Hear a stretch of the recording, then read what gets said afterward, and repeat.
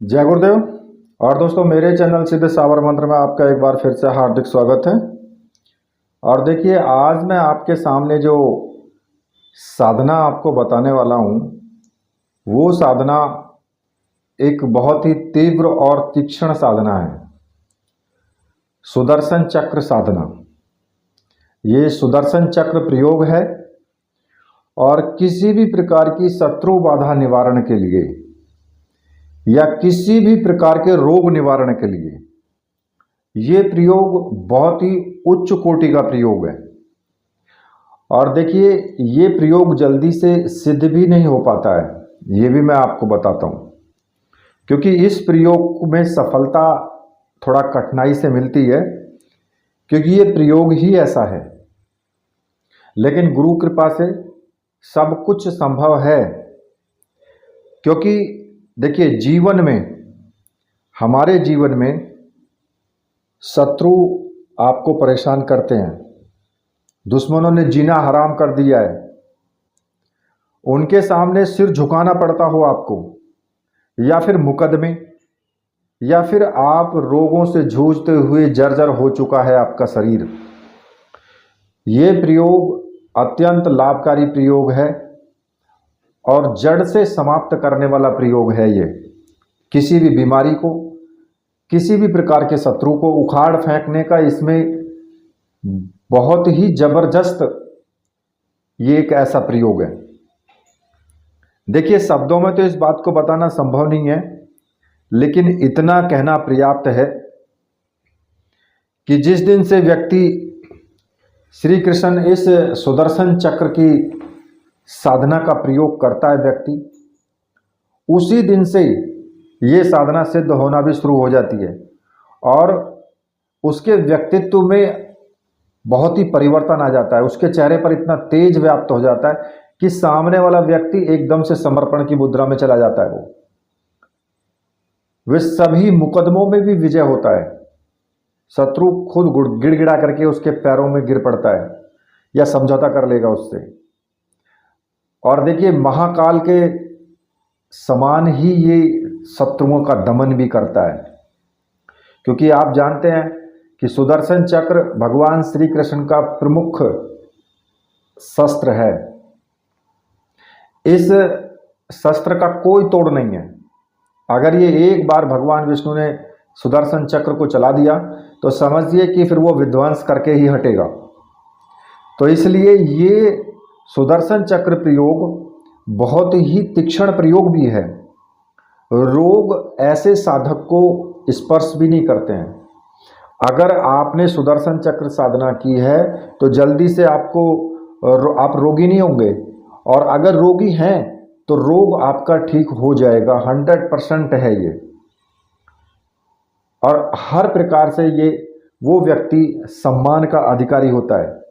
अब एक बात मैंने इसमें पहले कही है कि ये प्रयोग जल्दी से सिद्ध नहीं होता है, लेकिन अगर आपके अंदर दृढ़ संकल्प है तो अवश्य ये प्रयोग सिद्ध होगा। अब दृढ़ संकल्प कैसे, कि मैं एक आपको छोटी सी थोड़ी सी कथा सुनाता हूँ। एक बार क्या हुआ कि गौतम ऋषि अपने शिष्यों के साथ एक पर्वत के स्थल पर ठहरे हुए थे। अब शाम का समय था। वो एक शिष्य के साथ वो भ्रमण करने के लिए निकले। अब दोनों प्रकृति के मोहक दृश्य का जो आनंद ले रहे थे, और विशाल और मजबूत चट्टानों को देखकर शिष्य के भीतर एक उत्सुकता जागी। उन्होंने पूछा कि इन चट्टानों पर तो किसी का शासन नहीं होगा, क्योंकि ये अटल हैं, कठोर हैं। अब शिष्य की बात सुनकर के गौतम बुद्ध बोले कि नहीं, इन शक्तिशाली चट्टानों पर भी किसी का शासन है। लोहे के प्रहार से इन चट्टानों के भी टुकड़े टुकड़े हो जाते हैं। इस पर शिष्य बोला, तो फिर लोहा सर्वशक्तिमान हुआ? गौतम बुद्ध मुस्कुराए बोले कि नहीं, अग्नि के ताप से लोहे का रूप परिवर्तन हो जाता है। तो भाई सीधी सी बात है, शिष्य ने कहा कि फिर अग्नि सबसे ज्यादा शक्तिवान हुई। तो महात्मा बुद्ध ने फिर उसी भाव से उत्तर दिया कि नहीं, जल जो है वो अग्नि की जो तीव्रता है उसको समाप्त कर देता है। अब शिष्य कुछ सोचने लगा। बुद्ध समझ गए कि उसकी जिज्ञासा अभी भी पूरी तरीके से शांत नहीं हुई है। शिष्य ने फिर सवाल किया कि आखिर जल पर किसका शासन है फिर? तो बुद्ध ने उत्तर दिया कि वायु का। वायु का वेग जल की दिशा भी बदल देता है। अब शिष्य कुछ इससे पहले कुछ कहता, गौतम बुद्ध ने कहा कि अब तुम कहोगे कि पवन सबसे ज़्यादा शक्तिशाली है, तो मैं कहूँगा कि नहीं, वायु भी सबसे ज़्यादा शक्तिशाली नहीं है। सबसे ज़्यादा शक्तिशाली है मनुष्य की संकल्प शक्ति, क्योंकि इसी से पृथ्वी, जल, वायु, अग्नि को नियंत्रित किया जा सकता है। अपनी संकल्प शक्ति से ही अपने भीतर कठोरता, उष्मा और जो शीतलता है वो सर्वशक्तिशाली है। जीवन में कोई भी कार्य संकल्प शक्ति के बगैर संभव नहीं है, इसलिए अपने भीतर संकल्प शक्ति का विकास करो। तो आप समझ गए होंगे कि संकल्प शक्ति ही सबसे बड़ी शक्ति है। अगर आपने संकल्प लिया है, आपके अंदर दृढ़ प्रतिज्ञा है, तो समझिए कि आप इस साधना को पूर्ण करेंगे। अब देखिए, इस साधना को सिद्ध करने के लिए आपको मुख्य रूप से 4 सामग्रियों की आवश्यकता होगी। एक तो सुदर्शन चक्र यंत्र, दूसरा सुदर्शन तरंग गुटिका, और एक विजयदर्शनी माला जिससे आप जाप करेंगे, और एक रक्षा माला जो आपके गले में धारण रहेगी जब तक आप जाप करेंगे। ये चारों सामग्रियां मंत्र सिद्ध प्राण प्रतिष्ठा युक्त होनी चाहिए। रक्षा माला रक्षा मंत्रों से सिद्ध होनी चाहिए। देखिए, अगर आपको ऐसी सामग्री चाहिए साधना करने के लिए तो मैंने आपको अपना व्हाट्सएप नंबर दिया हुआ है और वहाँ से आप मुझे व्हाट्सएप कर सकते हैं और ये सामग्री आप प्राप्त कर सकते हैं। और देखिए, जिनको ये लगता है कि भाई दुकानदारी है तो फिर आप रहने दें, मैसेज करने की ज़रूरत नहीं है फिर उनको, ठीक है। जब ये सामग्री आप प्राप्त कर लें तो इस साधना को किसी भी शुक्रवार से आप शुरू कर सकते हैं, लेकिन रात्रि के 11 बजे के बाद ही आपको शुरू करनी है। मतलब कि 11 बजे ही आपको शुरू करनी है ये साधना। वैसे 9 बजे भी शुरू कर सकते हो, 10 बजे भी शुरू कर सकते हो, इसमें कोई दोष नहीं है, लेकिन 11 बजे करें तो ज़्यादा अच्छा रहेगा। और स्नान आदि करके सफ़ेद रंग के वस्त्र धारण करने हैं, सफ़ेद रंग का ही आपका आसन होना चाहिए और सफ़ेद रंग का ही सामने चौकी पर कपड़ा बिछा हुआ हो। आप इस साधना को पूजा घर में भी कर सकते हो अपने, और अपने किसी एकांत रूम में भी आप इसको कर सकते हो, ठीक है। और इस साधना को करने के लिए और जो दूसरी चीज़ें हैं वो, जैसे कि आपको जल पात्र चाहिए, कुमकुम चाहिए, पुष्प और मिष्ठान, मतलब कि जो आप भोग लगाएंगे जिसका, और धूप दीप, ये आपको चाहिए ही चाहिए। थोड़ा सा जल ये आप लेकर के बैठें, ठीक है। तो देखिए, आपके सामने गुरु चित्र होना चाहिए और जो आपके गुरु हैं उन्हीं का चित्र आप सामने रखें। भगवान शिव को गुरु माना है तो भगवान शिव का भी चित्र आप सामने रखें, और जो जिन्होंने डॉक्टर नारायण दत्त श्रीमाली जी को गुरु माना है वो उन्हीं का चित्र सामने रखें, ठीक है। तो देखिए, सबसे पहले आपको क्या करना है, दीपक जला लें, घी का इसमें दीपक जलेगा, धूप जला लें या अगरबत्ती जो भी आपके पास है वो भी जला लें। और सबसे पहले आपको अपने गुरु का पूजन करना है। गुरु जी को सबसे पहले थोड़ा सा जल ले करके स्नान कराएं और पोंछ करके कपड़े से, किसी भी साफ कपड़े से पोंछ करके और स्थापित कर दें, और गुरु चित्र के नीचे थोड़े से चावल बिछा दें, ठीक है। इसके बाद आप दोनों हाथ जोड़ करके गुरु का ध्यान करेंगे। गुरुर ब्रह्मा गुरुर विष्णु गुरुर्देवो महेश्वरः, गुरु साक्षात पार ब्रह्म तस्मै श्री गुरुवे नमः। दोनों हाथ जोड़ करके आप ध्यान करके, और जब आप स्नान कराएंगे तो बोलेंगे ओम निखिलम स्नानम समर्पयामि, ठीक है। इसके बाद आप जल से स्नान कराने के बाद कपड़े से पोंछ करके और जब रख देंगे तो फिर उनका पूजन करेंगे। इसमें आप क्या करेंगे, ओम निखिलम कुमकुम समर्पयामि, तो कुमकुम से उनको टीका लगाएंगे। ओम निखिलम अक्षतान समर्पयामि, तो उनको जो चावल हैं वो उनको समर्पित करेंगे। ओम निखिलम पुष्पम समर्पयामि, एक पुष्प चढ़ाएंगे। ओम निखलम नैवेद्यम निवेदयामि, जो आपके पास मिष्ठान है भोग लगाने के लिए वो भोग आप रखेंगे।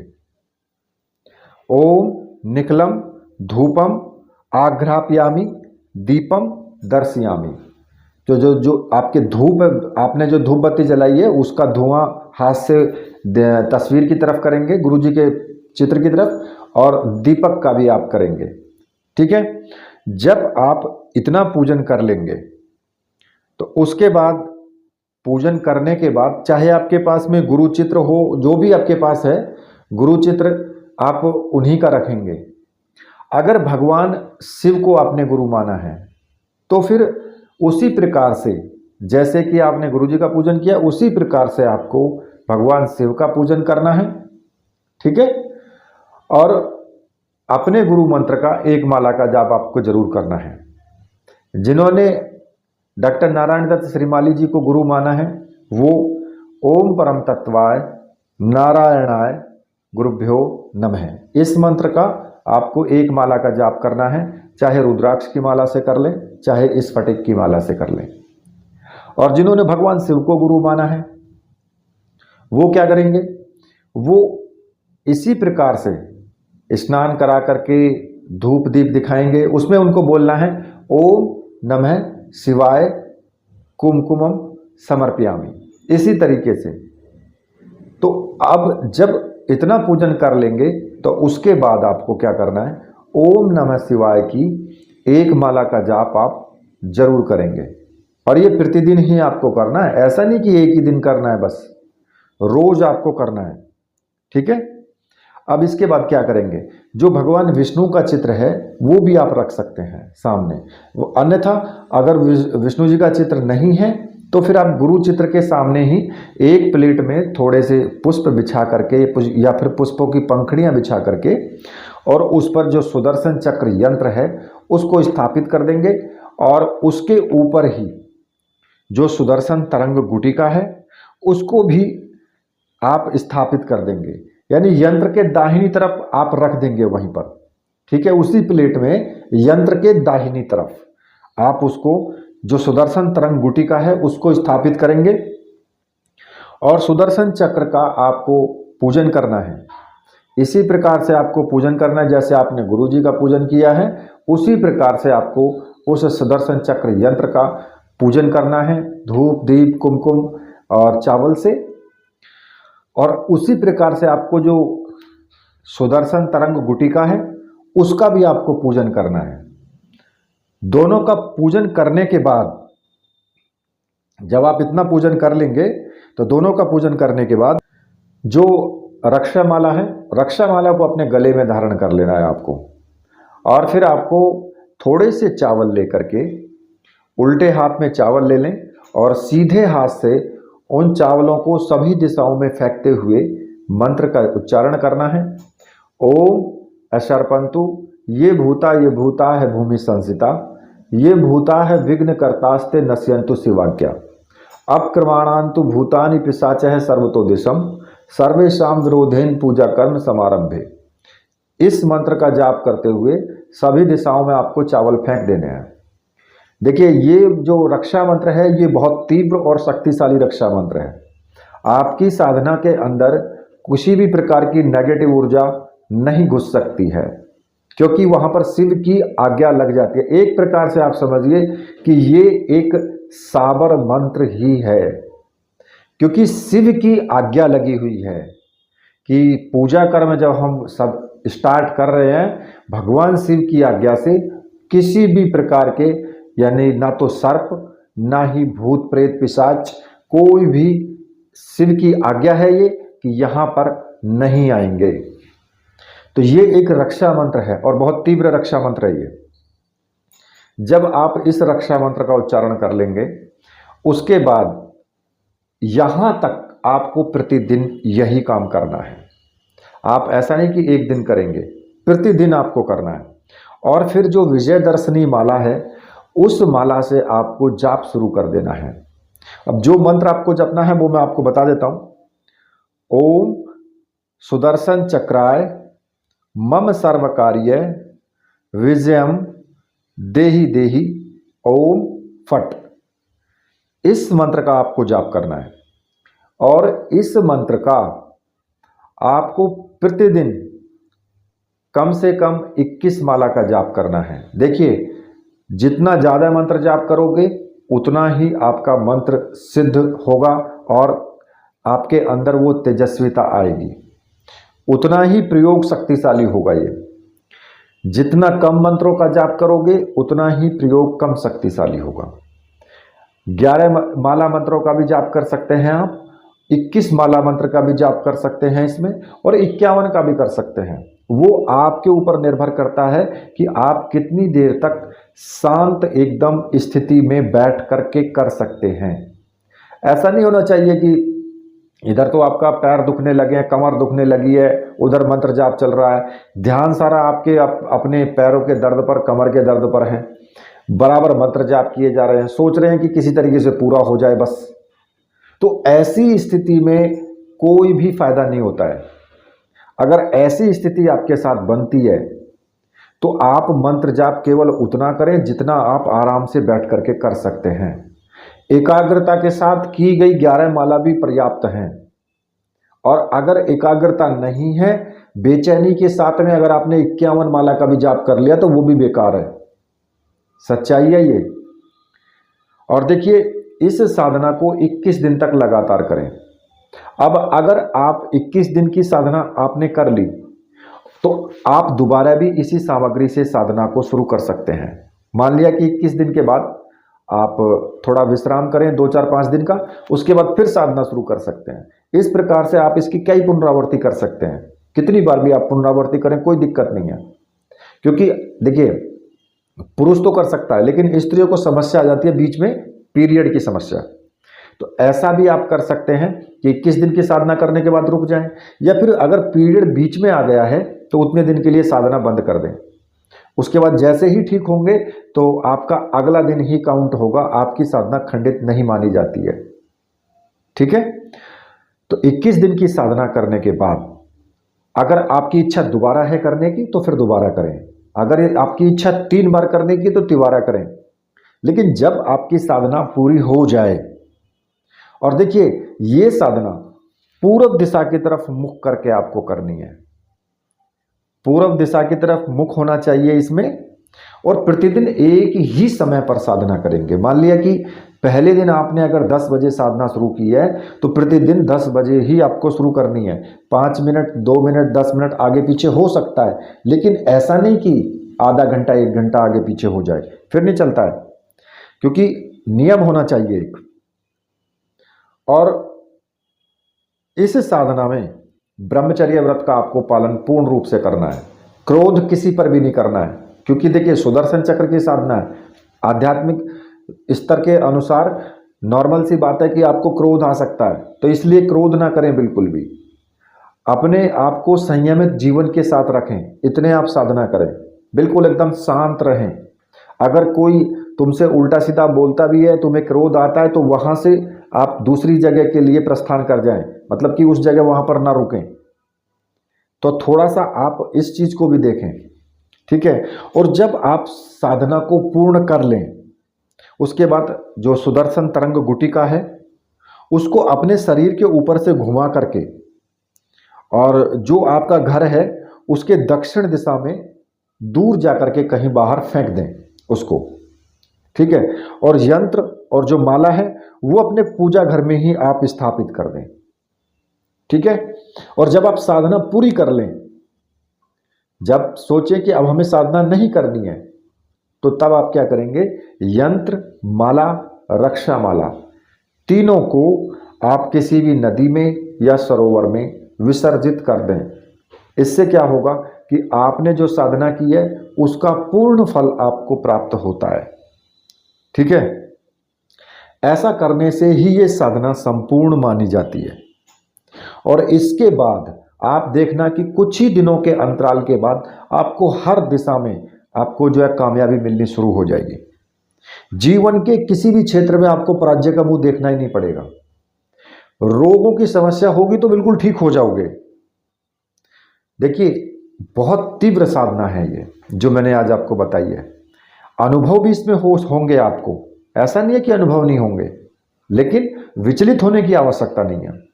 साधना को आराम से करते रहें, विचलित ना हो बिल्कुल भी। अगर आपको अनुभव होते हैं तो अनुभवों का सामना करें दृढ़ता के साथ में, क्योंकि साधनाओं में वही विजय प्राप्त करता है जो निडर होता है, जो सोचता है कि मर जाऊं, चाहे मरना तो है ही एक ना एक दिन, ठीक है फिर आज ही मर जाते हैं, नहीं छोड़ेंगे, जो होगा देखा जाएगा।